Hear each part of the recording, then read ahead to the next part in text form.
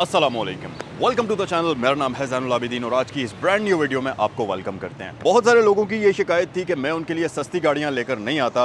Obvious सी बात है, आजकल गाड़ियां आई इस तरह की रही हैं जो एक्सपेंसिव हैं, लेकिन आज मैं आपको एक ऐसी गाड़ी दिखाने वाला हूं जो सुजुकी ऑल्टो से भी बहुत ज़्यादा सस्ती है भी जापानीज़, है भी 1000 सीसी इंजन के साथ, और गाड़ी इतनी ज़्यादा स्पीशियस है कि यकीन माने आपको देखने के बाद आपका दिल आ जाएगा इस गाड़ी पर।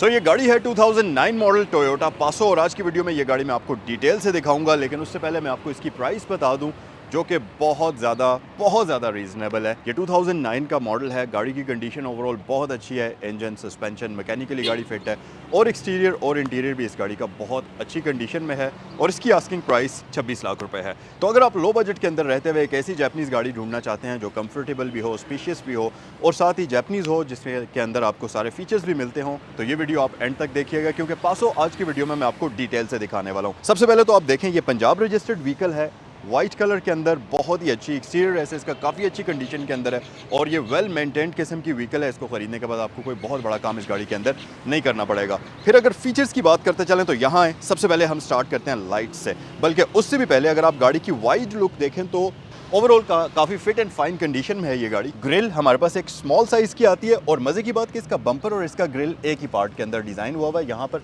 सेपरेशन नहीं है। फिर नीचे आए तो आपके पास यहाँ पर एक बड़ी ओपनिंग है वेंटिलेशन के लिए, ऊपर भी आपको मिल जाती है। यहाँ हमारे पास लाइसेंस प्लेट की जगह इस गाड़ी में मिल जाएगी, और आपके पास यहाँ पर पासो की बैजिंग भी इसमें नजर आएगी। फिर साथ ही अब लाइट्स की तरफ अगर हम आ जाएं तो इस गाड़ी के अंदर आपको वैसे तो हेलोजन लाइट्स मिलती हैं, ये एडजस्टेबल होती हैं या नहीं वो हम अंदर चलकर चेक भी करेंगे। यहाँ पर आपके पास डिम लाइट्स आ जाती हैं, यहाँ पर आपके पास इंडिकेटर्स आ जाते हैं, और मैं इसकी लाइट्स ऑन करता हूँ और ऑन करके आपको दिखाता हूँ कि ऑन होने के बाद इसकी लुक्स कैसी आती है। सो लाइट्स हमारे पास कुछ इस तरह से आपको नज़र आएंगी ऑन होने के बाद, और यस, लो बीम और हाई बीम इसी के अंदर शामिल है। ये इसकी डिम लाइट ऊपर आपको मिलेगी। ओवरऑल इसकी लुक्स कुछ इस तरह से आपको नज़र आएंगी। फिर अगर यहाँ आ जाए तो आपके पास फॉग लैंप्स के लिए जगह तो मौजूद है, बट अनफॉर्चुनेटली इसमें फॉग लैंप मौजूद नहीं है। लेकिन अच्छी बात यह कि आप बाद में अगर इसमें फॉग लैंप लगवाना चाहें तो वो ऑप्शन आपके पास यहाँ पर मौजूद है। यहाँ आ जाएँ, हुड के ऊपर आपको इसके वॉशर्स मिल जाएंगे जो कि विंड स्क्रीन को वॉश करते हैं। वाइपर वगैरह आपके सामने हैं बिल्कुल। और उसके साथ साथ अब हम साइड की तरफ आ जाएं तो आप देखेंगे कि इस गाड़ी के जो साइड मिरर्स हैं ये टू टोन में है, मतलब सिल्वर साइड मिरर्स हैं। ओवरऑल गाड़ी वाइट कलर के अंदर है। पेंट बहुत अच्छी कंडीशन में, अगर मॉडल के हिसाब से आप इस गाड़ी का पेंट देखेंगे ना तो ये बहुत अच्छी कंडीशन में है। यहाँ पर आपके पास इंडिकेटर मौजूद है। यहाँ पर डोर लैचेस हमारे पास सिल्वर कलर में आ जाते हैं, तो ये इसके मिरर्स, डोर लैचेस और इसके जो व्हील कप्स हैं ये आपस में मैच हुए हुए हैं, जो कि काफ़ी अच्छा और इस गाड़ी को एक बैलेंस्ड किस्म की लुक प्रोवाइड कर रहे हैं। फिर एक और चीज़ आप देखेंगे कि इस गाड़ी की जो विंडो है ये टिंट हुई हुई है। ऊपर करके दिखाता हूँ, इसके ऊपर पेपर वगैरह नहीं लगा, ये ओरिजिनल फैक्ट्री से ही टिंट हुई हुई आती है। ये आप देखें, अक्सर जापानीज़ गाड़ियों में टिंटेड विंडोज़ आपको दी जाती हैं, तो इसमें भी आपको मिलेगी। फिर अगर आप बैक साइड पर आएंगे तो यहाँ पर आपके पास सेम वही टिंटेड विंडो है। ये वो कह लें कि यूवी लाइट से प्रोटेक्शन के लिए आपको ये कुछ इस तरह से विंडो दी जाती है। हमारे पास यहाँ पर आ जाता है डीफॉगर, वाइपर मौजूद है, ऊपर आपके पास वॉशर मौजूद है। फिर उसके साथ साथ अगर मैं लाइट्स की बात करता चलूँ तो फुल हेलोजन लाइट्स आपको दी जाती हैं। लाइट्स के ऊपर आपको एक एक्स्ट्रा ग्लास मिलता है जिससे लाइट्स में एक 3D इफेक्ट आता है, जो कि इसको काफ़ी ज़्यादा खूबसूरत लुक देता है। यहाँ पर आपके पास पासो की बैजिंग आ जाएगी, टोयोटा का बैज है, ये वैसे आफ्टर मार्केट इसमें इंस्टॉल हुआ हुआ है। उसके अलावा अच्छी चीज़ ये कि इस गाड़ी में रियर कैमरा आपको मिल जाएगा, तो ये चीज़ आपको इसमें बाद में नहीं लगवानी पड़ेगी। इसकी डिग्गी को ओपन करते हैं और बूट ओपन करके इसकी बूट स्पेस भी मैं आपको दिखा देता हूँ, और ये देखें जी,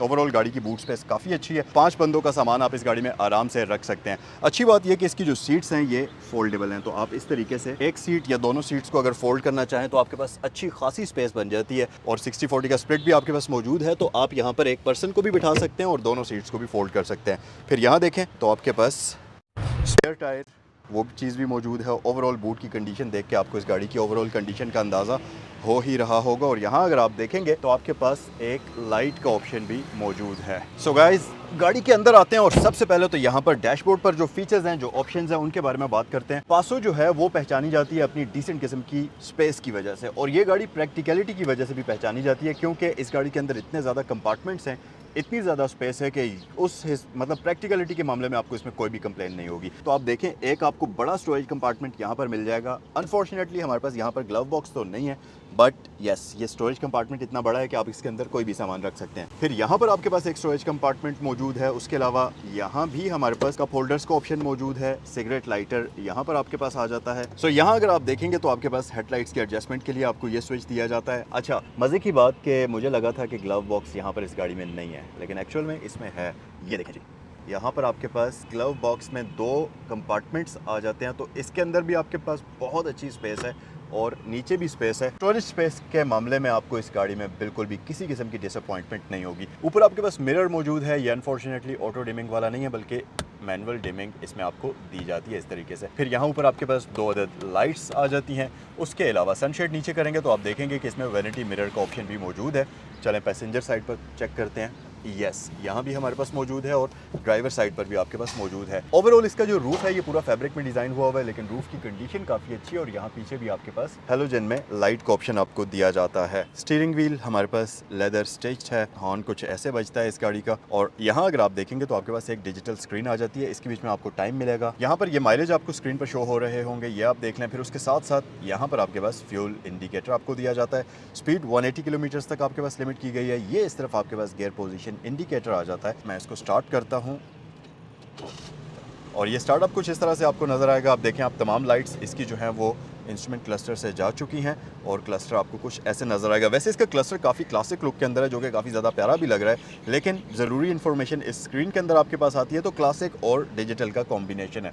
और इसकी जो डिज़ाइनिंग है ये भी काफ़ी खूबसूरत है। ये अलग से एक पूरा पैनल क्लस्टर के लिए डिज़ाइन किया हुआ है, जो कि काफ़ी ज़्यादा खूबसूरत लग रहा है और मेरे ख्याल से ये चीज़ इसको बिल्कुल भी बोरिंग नहीं बनाती। फिर स्टीयरिंग की अगर बात कर ली जाए तो इस गाड़ी के अंदर आपको 3 स्पोक स्टीयरिंग व्हील मिलेगा। करीब आएँ, ये देखें, एयर बैग का ऑप्शन यहाँ पर हमारे पास मौजूद है और टोयोटा का बैज हमारे पास मौजूद है। एडजस्टमेंट हम देख लेते हैं। यस, एडजस्टमेंट भी हमारे पास मौजूद है। और मज़े की बात ये कि आप एक चीज़ नोटिस करें, इस गाड़ी को जब मैं एडजस्ट करता हूँ इसके स्टीयरिंग को, तो पूरा ये जो क्लस्टर है ये भी साथ मूव करता है। ये बड़ी कूल चीज़ है, आमतौर पर ये फीचर आप गाड़ियों में नहीं देखेंगे। अच्छा, इसका फ़ायदा ये होता है कि नॉर्मली जब आप स्टीयरिंग ऊपर नीचे कर रहे होते हैं तो आपका व्यू ब्लॉक हो जाता है स्टीयरिंग का, लेकिन इसके केस में आपका जो क्लस्टर है वो अपनी जगह पर ही रहेगा, जबकि स्टीयरिंग व्हील आपका मूव करेगा। ये बड़ी अच्छी चीज़ है। फिर यहाँ पर आपके पास लाइट्स के कंट्रोल्स आ जाते हैं। लेफ्ट साइड पर आपके पास वाइपर्स के कंट्रोल्स आ जाते हैं और ये सीन है। गियर नोब इस गाड़ी की बहुत ही ज़बरदस्त है। इसमें आपको कॉलम शिफ्टर मिलता है, ये राइट साइड पर आपको दिया जाता है। यहाँ से आप इसके गियर्स की शिफ्टिंग करेंगे, जो कि बहुत ज़्यादा प्रैक्टिकल चीज़ है। उसकी वजह कि आपके पास यहाँ सेंटर में काफ़ी ज़्यादा स्पेस बन जाती है। आमतौर पर गियर नोब यहाँ पर होती है,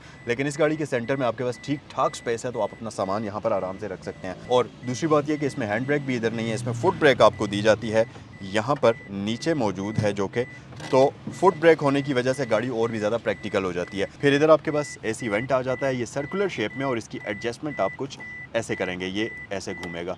नीचे आ जाएं तो यहाँ पर आपके पास कॉइन्स वगैरह रखने की जगह है। ये अगर आप देखें तो इसके साइड मिरर्स के कंट्रोल्स हैं और मज़े की बात कि इसके साइड मिरर्स रिट्रैक्टेबल हैं, ये चेक करें आप ज़रा। फिर इलेक्ट्रिकली एडजस्टेबल हैं, की स्विच यहाँ हमारे पास आ जाता है, ये सारी चीज़ें। और नीचे आपके पास हुड को रिलीज़ करने का लैच आपको मिल जाएगा। अच्छा, डोर की बात अगर कर ली जाए तो आप देखें इसमें यहाँ एक आपको हैंडल मिल जाता है। विंडोज़ इलेक्ट्रिक हैं, ड्राइवर विंडो ऑटोमेटिक है, कप होल्डर, नीचे आपके पास स्पेस मौजूद है। और ओवरऑल इस गाड़ी का पूरा इंटीरियर जो है ये 2 टोन में डिज़ाइन हुआ हुआ है, जिसमें डार्क ग्रे और स्किन कलर का कॉम्बिनेशन आपको नजर आएगा। पासो की जो सबसे मेन खूबी है वो इसकी सीट्स होती हैं, बहुत comfortable, super easy to sit वाली सीट्स हैं और गाड़ी के अंदर घुसना, गाड़ी से बाहर आना वो आपके लिए बहुत आसान है। और क्योंकि जैपनीज़ व्हीकल है तो ऑब्वियसली इसका जो सस्पेंशन का कंफर्ट है वो अनमैचेबल होता है। फिर पासो अंदर से भी काफ़ी खुली गाड़ी है, गाड़ी के अंदर बैठकर आपको ज़रा सी भी ये गाड़ी क्लस्ट्रोफोबिक नहीं लगेगी। यहाँ पर आपके पास 2 एसी वेंट सेंटर में आ जाते हैं। शेप में थोड़ा सा डिफरेंस है, ये वाले सेंटर वाले जो एसी वेंट्स हैं ये इस पूरे डैशबोर्ड की शेप के मुताबिक डिज़ाइन हुए हैं, जबकि जो साइड्स वाले एयर वेंट्स हैं वो आपके पास सर्कुलर शेप में यहाँ पर आपको दिए जाते हैं। फिर सबसे मेन चीज़ कि यहाँ आप देखेंगे इस गाड़ी में आपको after market Android screen installed मिलेगी, तो ये 60-70 हज़ार का खर्चा आपको बाद में इसमें नहीं करना पड़ेगा। ये प्रॉपर एक टच स्क्रीन होती है जिसमें आप यहाँ से यूट्यूब वगैरह या जो भी एंड्रॉयड की ऐप्स हैं वो इसमें चला सकते हैं। एसी हीटर के कंट्रोल्स मैनुअल हैं, लेकिन यस एसी इसका परफेक्टली वर्किंग है। यहाँ स्टोरेज कंपार्टमेंट है, उसके बारे में मैं आपको बता चुका हूँ। ये सारी स्पेस आप देख सकते हैं, ये हैंड ब्रेक और गियर नॉब ना होने की वजह से यहाँ पर आपको मिलती है। पीछे भी कप होल्डर्स हैं, सीट बेल्ट्स के लिए आपको यहाँ पर हुक्स दी जाती हैं। ओवरऑल इसकी फ्रंट स्पेस बहुत डिसेंट है और हेड स्पेस ये देखें आप, हेड स्पेस भी इसमें कंफर्टेबल है। नी स्पेस में आपको बिल्कुल भी किसी किस्म का कोई प्रॉब्लम नहीं होगा। तो ओवरऑल ये एक मज़ेदार किस्म की गाड़ी है। लेकिन आए ज़रा रियर साइड पर चलकर चेक करते हैं कि बैक साइड पर इसमें आपको कितनी स्पेस मिलती है। जैसा कि मैंने आपको बताया था कि गाड़ी के अंदर इंटर करना और एग्जिट करना काफ़ी ज़्यादा आसान है, तो पिछले पैसेंजर्स के लिए भी बेहद खुली स्पेस है और आप आराम से यहाँ पर बैठ सकते हैं। नी स्पेस मेरे पास बहुत डिसेंट है, हालांकि मैंने इसकी ड्राइवर सीट काफ़ी ज़्यादा पीछे की हुई है, उसके बावजूद भी मेरे नीज़ इसकी सीट को नहीं टकरा रहे। अनफॉर्चुनेटली हमारे पास यहाँ पर फ्लैट फ्लोर तो नहीं है, लेकिन ओवरऑल गाड़ी की कंडीशन मज़े की है। मुझे इसके इंटीरियर की कंडीशन देखकर मज़ा आया। गाड़ी में कोई भी काम वगैरह आपको नहीं कराना पड़ेगा, बस रेडी टू ड्राइव वाली कंडीशन में है। 60-40 का स्प्लिट है, बैक रेस्ट कंफर्टेबल है, लेकिन अनफॉर्चुनेटली आर्म रेस्ट का ऑप्शन हमारे पास यहाँ पर मौजूद नहीं है।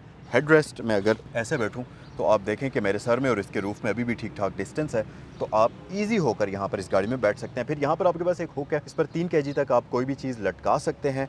इस साइड पर नहीं है, लेकिन पैसेंजर साइड पर आपको ये हुक दी जाती है। बाकी फ्लोर मैट्स वगैरह इस गाड़ी में प्रॉपर्ली इंस्टॉल्ड हैं, तो वो चीज़ें आपको इस गाड़ी में बाद में नहीं करनी पड़ेंगी। यहाँ अगर आप देखें तो सेम वही 2 टोन थीम आपको चलती हुई नजर आएगी। डोर लैच हमारे पास सिंपल प्लास्टिक में डिज़ाइन हुआ हुआ और लॉक यहाँ पर आपके पास लॉकिंग मैकेनिज्म है। फिर यहाँ पर विंडो का बटन आपको दिया जाता है, जिससे आप इसकी विंडो को ऊपर और नीचे करेंगे।